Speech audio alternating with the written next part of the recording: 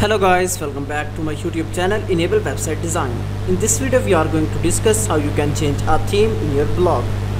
So first of all, I can go here on the blogger,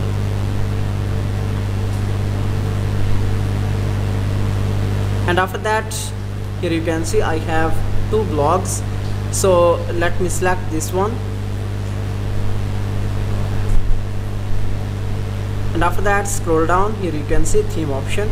Simply click here, then scroll down. Here you can see these are all the themes. So simply you can select one of these, and after that it will be installed.